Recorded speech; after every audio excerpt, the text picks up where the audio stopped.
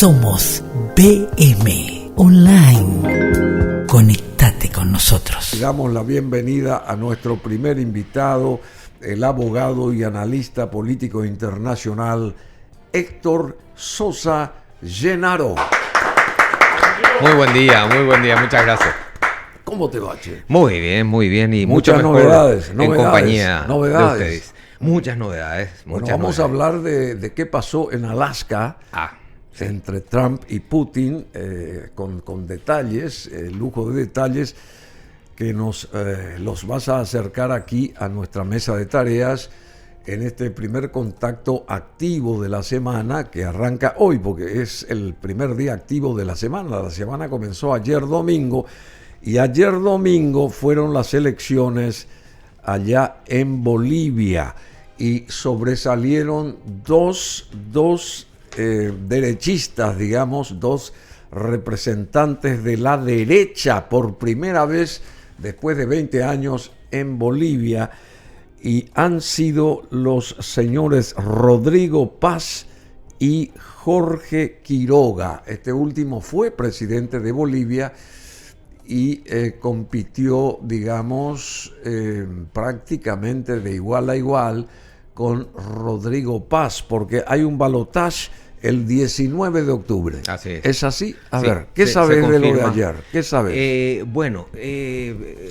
Quiroga, hubo una exposición se les consultó a nivel de prensa internacional sobre los objetivos de ellos y qué harían en el caso de que sean presidentes, ¿verdad? Quiroga le manifestó, me gustó Quiroga, que fue un expresidente de Bolivia. Sí. Lo vi mucho más abierto y mucho más canchero, vamos a decir, a nivel del conocimiento, del manejo de la política internacional. Por ejemplo, a diferencia de Paz, que habló de que le preguntaron, por ejemplo, cuál iba a ser la primera visita, qué país visitaría. Y Paz dice al Brasil. O sea, es muy limitado, ¿verdad? Porque, según él, porque dice que con Brasil tiene muy buenas relaciones. De paso, mencionó a Brasil, Argentina, y nosotros no existimos. Y somos sus vecinos directos, ¿verdad? Y él ni le mencionó a Paraguay. Destacó la importancia dentro del Mercosur, por ejemplo, cuando habló del Mercosur, de Brasil y Argentina, nosotros no existimos. A nivel de Mercosur, dijo que él está interesado en el Mercosur porque él apuesta a las inversiones a nivel regional, vamos a decir, y que no estaba muy de acuerdo con salir de Mercosur. O sea, que no estaba de acuerdo, él apostaba por Mercosur. Sin embargo, Quiroga tiene una visión un poco más a macro. Él dice que Mercosur le estanca a la economía boliviana y va a apostar a los mercados de Europa y los mercados asiáticos. Tiene una visión más amplia. Sí, mucho más amplia, inclusive apuesta ya a los mercados de Europa y asiáticos, apuntando a los aranceles de Trump, porque justamente Bolivia está afectada actualmente con un 15% de aranceles de Trump. 15, no 10. Nosotros tenemos 10. Nosotros tenemos 10, Bolivia tiene 15. No te olvides que y también está la dependencia muy importante de Irán y de Rusia por parte de Bolivia. Y eso, por ejemplo, estos dos candidatos a presidente que son de derecha, ya rechazan, los dos protestaron, o sea, destacaron de que se van a aislar desligar completamente de Irán y de Rusia. De estos dos países que son de izquierda. De izquierda, de ultra izquierda y con influencia terrorista, ¿verdad? En el caso de Irán. Bueno, el senador Rodrigo Paz y el expresidente boliviano Jorge Quiroga disputaron ayer la primera vuelta en las presidenciales de Bolivia. Se medirán nuevamente en una segunda vuelta el 19 de octubre, poniendo fin así a 20 años de gobierno del MAS, que es el gobierno, digamos, el grupo político liderado por Evo Morales, que apuntó a todo lo neutral, los votos nulos. Él apostó a los votos nulos, incentivó a que la gente vote midiendo teniendo el sufragio a su disposición, pero a favor de los votos nulos.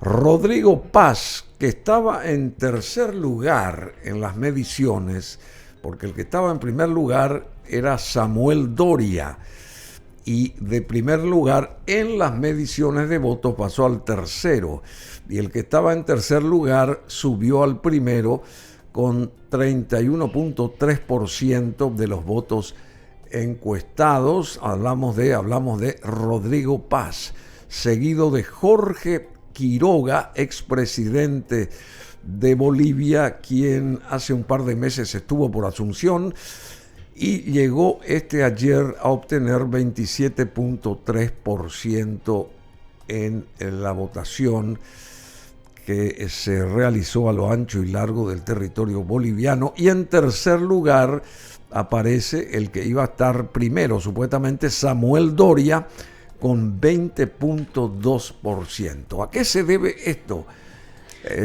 querido Héctor Sosa? Sí, en el caso de Doria, yo creo que más bien él tiene un perfil de un empresario muy importante. Es un empresario que invirtió en cementeras. Es muy conocido a nivel de Bolivia, pero no deja de ser una imagen un poco no muy popular, ¿verdad? Entonces yo por eso creo que esta gente le pasó en las votaciones, porque él tiene una orientación, que creó una fundación hace más de 20 años en la que promueve a los emprendedores. Él invirtió bastante en esa fundación que él tiene, y esa fue su catapulta más o menos para la presidencia en el caso de Doria. Pero justamente yo no le veía con mucho vuelo a él por ese tema de que está muy identificado como un magnate empresarial. Y eso pues al boliviano medio no le cae bien. Los otros son más populares. Bueno, según la máquina publicitaria, yo digo que me imagino que habrán apelado a con paz a la paz. O sea, con paz, a ver, Rodrigo Paz va a ir a La Paz, donde está el Palacio del Quemado.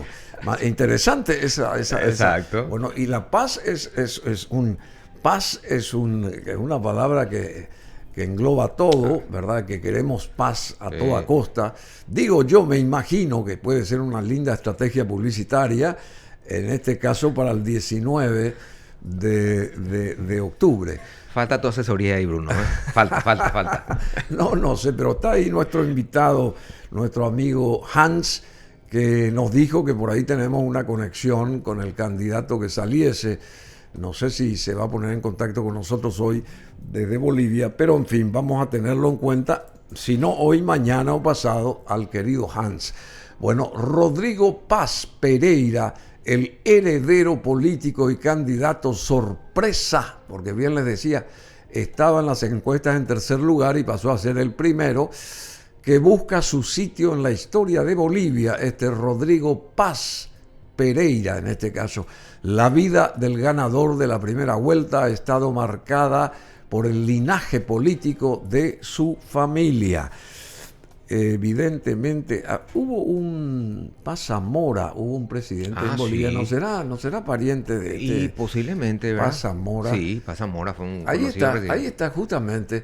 Rodrigo Paz Pereira sabe lo que son los estragos de la política. Hijo de la española Carmen Pereira y del expresidente de Bolivia, Jaime Paz Zamora, que manejó los destinos políticos bolivianos entre 1989 y 1993. El senador opositor por la región de Tarija, al sur de Bolivia, vivió su niñez en varios países debido a que sus padres fueron perseguidos durante los gobiernos militares. Paz Pereira, hijo del expresidente de Bolivia, Paz Zamora, se convirtió en la principal revelación de la primera vuelta electoral, escalando de las últimas posiciones a ser el protagonista principal hoy. Ahora busca su sitio en la historia del país en el balotaje del 19 de octubre. Bolivia es un país que está dormido hace más de 40 años. No te olvides que tuvo una serie de golpes de Estado, gobiernos que fueron inclusive destituidos, el tema de Evo Morales, que tuvo una influencia demasiado grande, que ahora se lo descalificó para las elecciones, no te olvides eso, y que amenazó con paralizar el país y llevar a una revolución. Sí, claro. Sus adeptos estaban, hasta hace poco en eso, Claro. estaban amenazando con un golpe de Estado. O sea, es un país bastante especial, Bolivia, muy dominado Y por con mucha crisis económica también. muchísima. Y es un país riquísimo en oro, gas, petróleo. Sí. Es En riquísimo recursos en recursos naturales. naturales. Sí, sí, sí. Bueno, Bolivia y su crisis económica. ¿Qué opiniones tiene el próximo presidente para resolver la debacle? Porque las arcas de Bolivia están prácticamente vacías.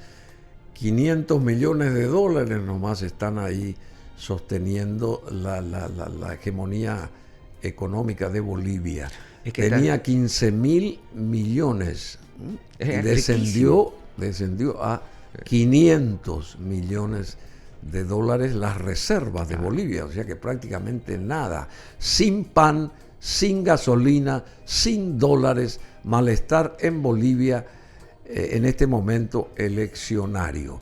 Bueno, así que no sé qué aportas acá ahora. Y hablando del combustible, kilómetros de fila para cargar combustible. Imagínate, en un país petrolero, tienen kilómetros de fila. Realmente el estado de hambre es bastante importante, se nota la pobreza en el pueblo boliviano, o sea que esta gente por eso está haciendo más o menos los estandartes, estos candidatos, porque están dando, es un vuelco total. El contrasentido. Es el antónimo de los gobiernos de los últimos 20 años. Me gustó eso, antónimo, claro. Exacto. Bueno, y hay mucha pelea, mucha gresca, mucha disputa entre Evo Morales y Luis Arce, que es el actual presidente boliviano, y esta pelea impacta en la economía de todos los bolivianos, vecinos nuestros del norte. Así mismo. Tienen una guerra interna dentro de su movimiento que le carcomió, ¿verdad? Es el oficialismo que están regalando prácticamente el poder por no haberse puesto de acuerdo. Pero ahí está el interés de Evo de ser presidente, Bruno. O sea, Evo Morales quiere a toda costa ser presidente y él está descalificado por el Tribunal Electoral de Pero Bolivia. ya no creo, después de 20 años. Claro, pero fue 20 años presidente. Sí. Consiguió estar ahí por 20 años manejando el Palacio del Quemado, o desde el Palacio del Quemado, la suerte de Bolivia. Y Bolivia elige presidente, o elegirá presidente en una segunda vuelta, entre Rodrigo Paz, que es un senador de centro derecha, convertido en la sorpresa de la jornada de ayer, y el expresidente de derecha Jorge Quiroga, expresidente también, reiteramos esto, de Bolivia, según resultados preliminares oficiales que confirmaron la debacle de la izquierda que gobernó por 20 años. Paz Pereira, hijo de Paz Zamora, de 57 años. Su padre fue Jaime Paz Zamora, muy amigo también de Paraguay y de ¿cómo que se llama?, del presidente Guasmosi.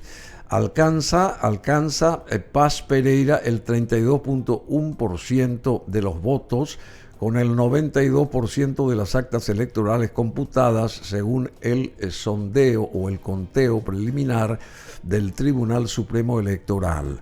El senador de la ciudad de Tarija y aspirante del Partido Demócrata Cristiano rompió todos los pronósticos, Paz Pereira. Ninguna encuesta anticipó su paso a segunda vuelta. Paz se medirá el 19 de octubre en un inédito duelo de derechas con Quiroga, que fue también presidente de Bolivia, de 65 años, quien obtuvo el 26,8% de los apoyos en cuanto a los sufragios. El senador, que nació en España y se crió en el exilio por la persecución que sufrieron sus padres durante las dictaduras militares, superó al gran favorito de los sondeos, Samuel Doria Medina, que llegó a casi a casi el 20% de los votos. El que era primero, supuestamente antes de la elección de ayer o de las elecciones de ayer, pasó a tercer lugar. Estas elecciones marcaron el fin de 20 años de gobiernos del movimiento al socialismo, el famoso MAS, liderado por Evo Morales, y luego del presidente Luis Arce, quien entregará el poder en noviembre próximo.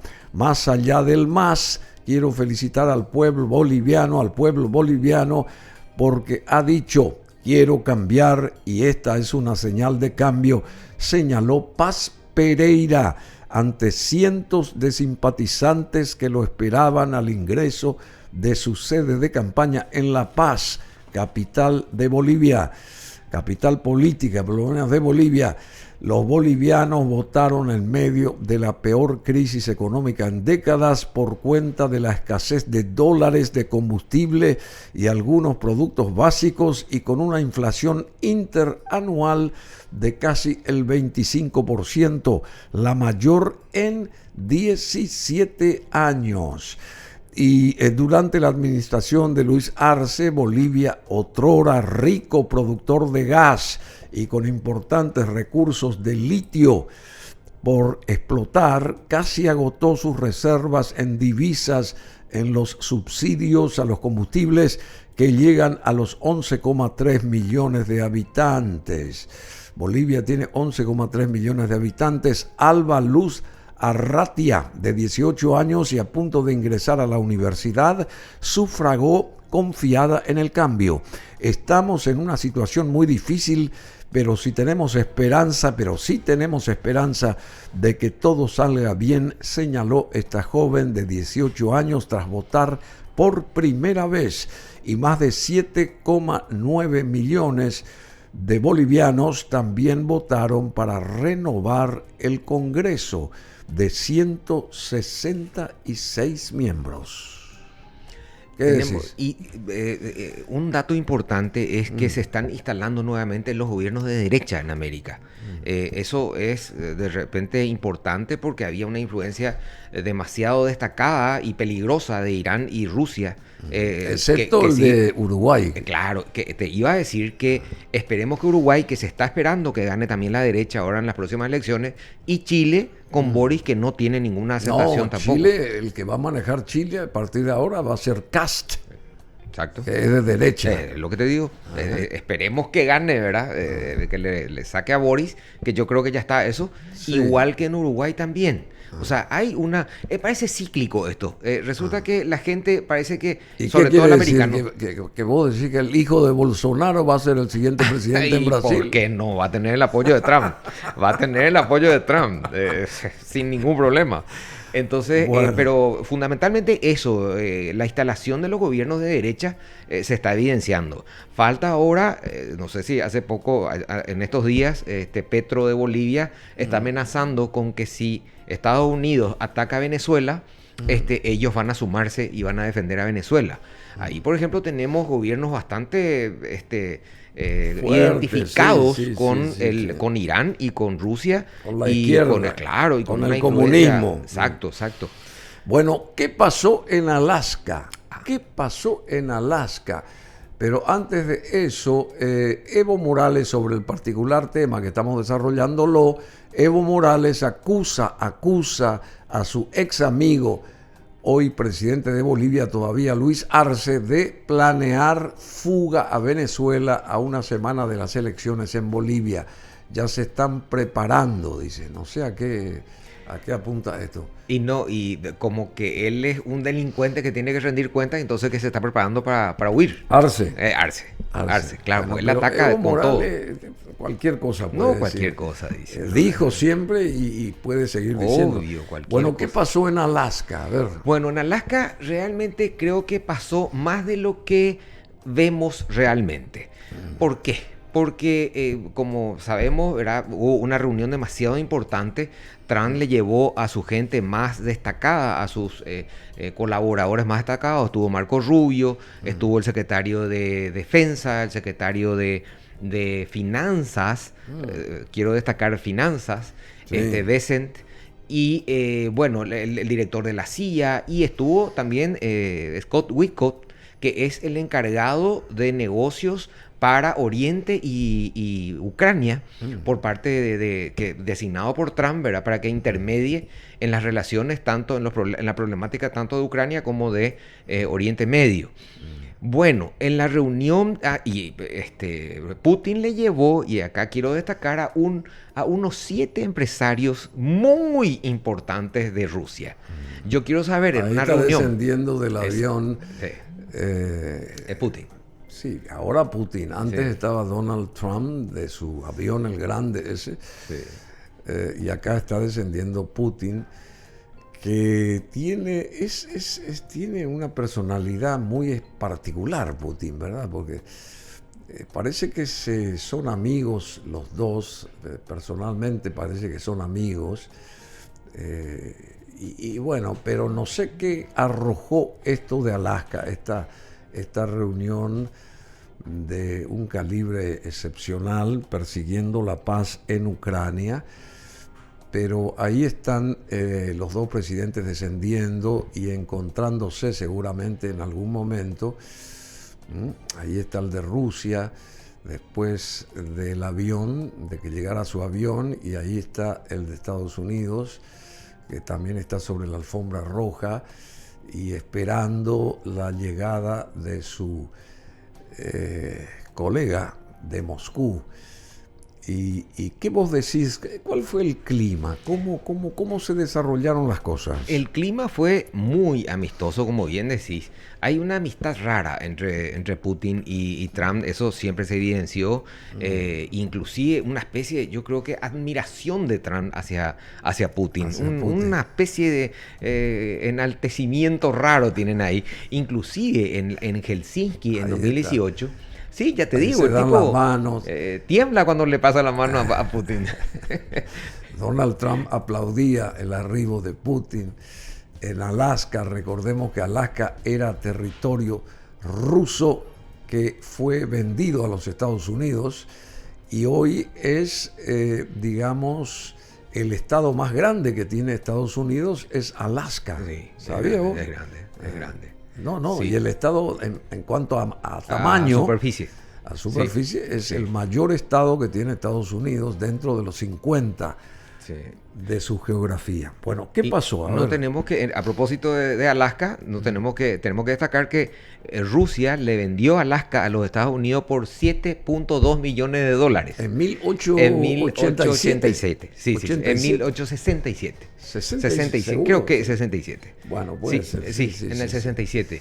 Yo sé que en el siglo XIX fue Sí, eso, pero finales del siglo XIX. por un ministro Stockel, Edward Stockel, ¿Ah, sí? se llamaba el ministro, que le ofreció muchísimo la anduvo atrás, inclusive Estados Unidos no quería comprar, y dice que más o menos le dijo, mira, te estoy regalando, toma esto, y entonces imagínate estratégicamente ahora lo que significa Alaska. Y por $7.2 millones, un regalo, ¿verdad? Con todo lo que tiene petróleo, tiene minerales, de todo. El territorio de Bueno, Alaska es muy rico. ahí tenemos imágenes también acerca de esta visita que fue muy seguida por todos los medios del mundo, la visita de Putin a territorio estadounidense, a Alaska, para dialogar con su colega Donald Trump. Y Putin quiso decir que si Trump hubiera estado en la presidencia al momento del arranque de la guerra, no hubiera ocurrido ni existido la posibilidad de esa contienda bélica, porque en ese momento estaba Biden y Biden fue el que inició por lo menos no evitó Sí. que se organice esta historia, que se geste esta belicosa manera que hoy se tiene de parar las cosas, ¿verdad? Bueno, porque todo el mundo quiere que haya paz de vuelta, que se paren los conflictos ahí, o que se pare el conflicto. Y al parecer Putin, yo creo que tiene buenas intenciones, no sé. Conté que la prensa atacó a Putin y Donald Trump está haciendo buen su papel, está haciendo muy un bien, muy sí. buen papel. Él ¿verdad? está en su cancha. Él es un negociador nato, o sea, esto es lo que él sabe hacer. Las negociaciones es lo que él sabe hacer, o sea, está definitivamente en su cancha. Pero acá lo que hay que destacar es que, de acuerdo a lo que se está viendo, porque hay un silencio raro, en que no se filtraron muchos datos sobre lo que se habló en la reunión. Y yo más bien creo que es de un tinte económico, porque acá está en juego una especie de reestructuración del equilibrio económico mundial. ¿Sí? Eso es lo que se trató ahí. Fueron juntos en un...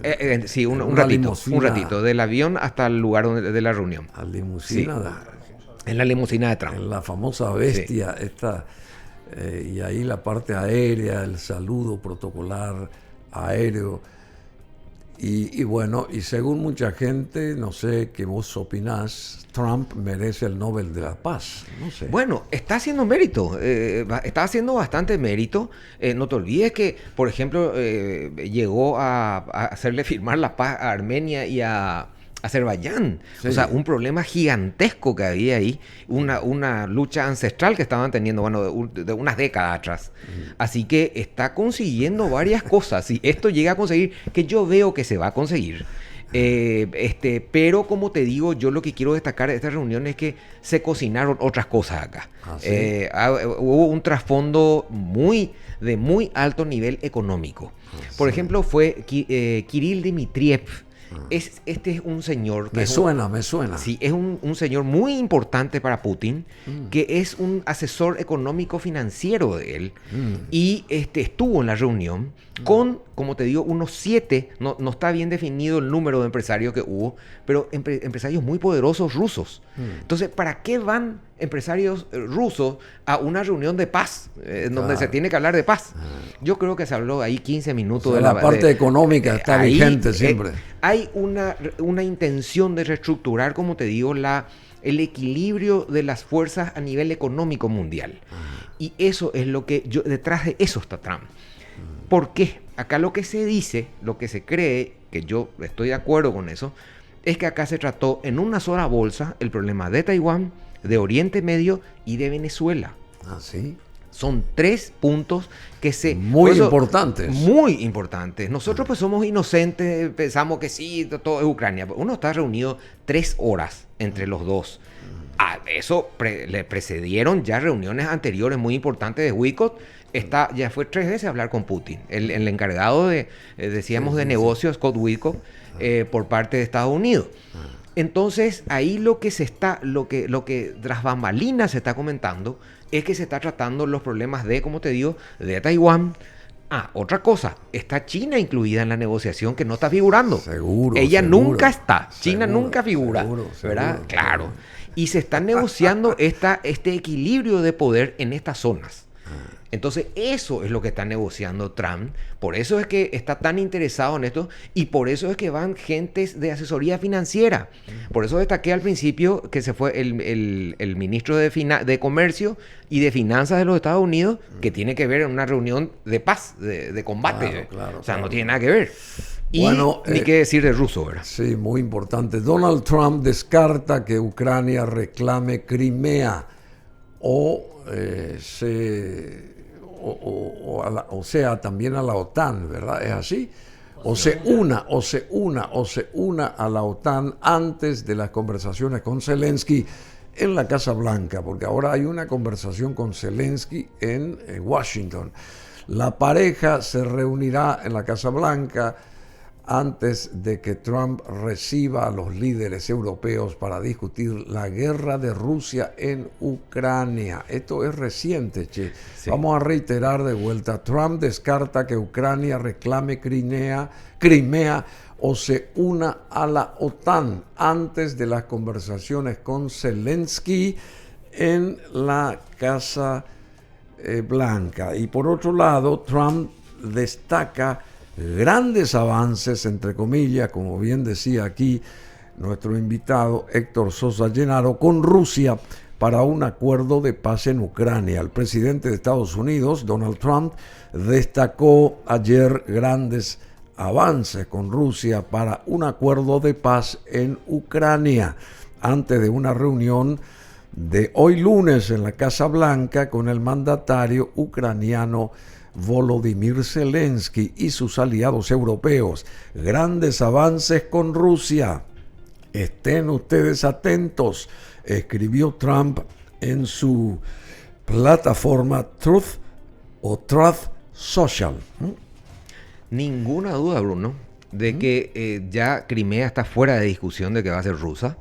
Y obviamente el tema de la no anexión a la OTAN de Ucrania. Pero hay que destacar ahí una anécdota de paso para la reunión de esta mañana. Ahora se está llevando a cabo la reunión de Zelensky con Trump. Y adivina, les acompañan nada menos que el presidente Macron, el canciller Merz de Alemania, los primeros ministros de Inglaterra, Finlandia e Italia. ¿Por qué? Y porque tienen miedo que Trump se enoje otra vez con Zelensky. Exacto. Entonces van a apoyarlo, ¿verdad? Para que no haya el reto de la otra vez, ¿verdad? Del último reto. Bueno, la cumbre del pasado viernes en Alaska entre Trump y su homólogo ruso Vladimir Putin culminó sin anuncios concretos para poner fin a la guerra en Ucrania, desencadenada por la invasión rusa en febrero del 2022, y en Estados Unidos Biden estaba gobernando. El domingo pasado también el jefe de la diplomacia estadounidense, Marco Rubio, advirtió que Estados Unidos podría imponer nuevas sanciones a Rusia si las negociaciones sobre un plan de paz fracasan. Esto es fuerte. Si no logramos llegar a un acuerdo en algún momento, habrá consecuencias, dijo Marco Rubio, secretario de Estado de la Casa Blanca, a la cadena NBC, una de las principales cadenas televisivas y medios de comunicación de los Estados Unidos. No solo las consecuencias de que la guerra continúe, sino también las consecuencias de que se mantengan todas las sanciones y potencialmente que también haya nuevas sanciones. Totalmente. Bueno, yo no creo, como te decía, que Crimea ya esté en discusión. Crimea ya es rusa. Y obviamente el tema de la OTAN tampoco. Pero hay que destacar algunas cositas. Putin reclama las zonas ocupadas hasta ahora y las que no ocupó. Ahí tenemos una mapita de lo que es Ucrania. A ver si nos explicas, por favor, porque es importante ahí tenemos, esto. En ese mapa vemos la zona de Lugansk, Donetsk, que es la zona famosa del Donbass, ¿verdad? La zona de Lugansk y Donetsk es la zona del Donbass. Ahora, más abajo está Zaporilla y Gerson, y después ya está Crimea, que está tomada. Entonces, acá lo que hay que destacar es que esa zona del Donbass, que es Lugansk y Donetsk, ya está ocupada por Rusia, y Rusia ya da porque es su territorio. Lo que está pidiendo ahora es esa zona de Zaporilla, que está muy defendida, y sobre todo tenemos otro mapita en el cual están unas ciudades que están ya al este de unas ciudades que están al este de Ucrania, que son Sloviansk, Kramatorsk, Druskiivka y Kostiantyvka. Difícil, sí. Sí. Esas tres, ahí vemos las ciudades. En ese mapita, fíjense que está Kostianowski, ¿no? No, por ahí va. Por ahí va. Kostiantyvka. Sí. Son nombres muy difíciles. Bueno, esas ciudades son la antesala de la ciudad muy importante que es Kharkiv, que está más arriba. Creo que se ve todavía en ese mapa si ampliamos más. Fíjense que esa zona en rosadito es la zona ya ocupada. Ahí están tropas rusas, en la avanzada del ejército ruso está ahí. Y esas ciudades aledañas a esa zona es la que Putin está pidiendo ahora, porque ya es, como decía, una antesala para tomar Kharkiv, que es una ciudad demasiado importante que él está queriendo hace muchísimo.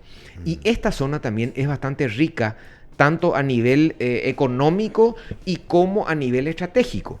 Entonces él está queriendo tomar esta zona. Ahí tenemos otra vez el mapa.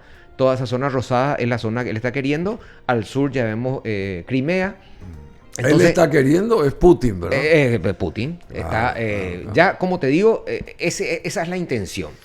Bueno, y con relación a la cesión que puede hacer Ucrania, ahí es donde está el problema y donde está el acompañamiento de estos países hoy a Zelensky para que no líe reto, ¿verdad? Por malagradecido, ¿verdad? Porque ese es más o menos el tenor de Trump cuando habla con Zelensky. Y el tema de la anexión a Ucrania, de Ucrania a la OTAN ya no. Pero se está hablando, ahora se dice, o esto de acuerdo a los chismes detrás de bambalinas, que Trump ya asumió, tomó conciencia de la necesidad porque Zelensky está pidiendo siempre la seguridad del cumplimiento de los compromisos por parte de Putin. Por parte de Rusia. Por parte de Rusia. Porque siempre decimos que Putin es un tipo que no podés confiar en él. No se olviden que un mes antes de que ocupara Ucrania, el ministro de Relaciones Exteriores, Lavrov, se estaba burlando de que Occidente decía que ellos iban a invadir Ucrania. Y un mes después invaden. O sea, no tienen palabra. Entonces, eso es lo que Zelensky está diciendo. Ucrania está sosteniendo que ellos necesitan un resguardo de seguridad. Bueno, para lo cual... Así operaba Hitler también en su momento. Lógico. No te olvides los acuerdos de Múnich en Checoslovaquia. En 1938 que se quedó con los Sudetes en Checoslovaquia y después tomó toda Checoslovaquia a los un mes. Así mismo. Es la misma cosa. Bueno, querido Héctor Sosa Llenaro, muchísimas gracias. Un placer siempre. Somos BM Online. Conectate con nosotros.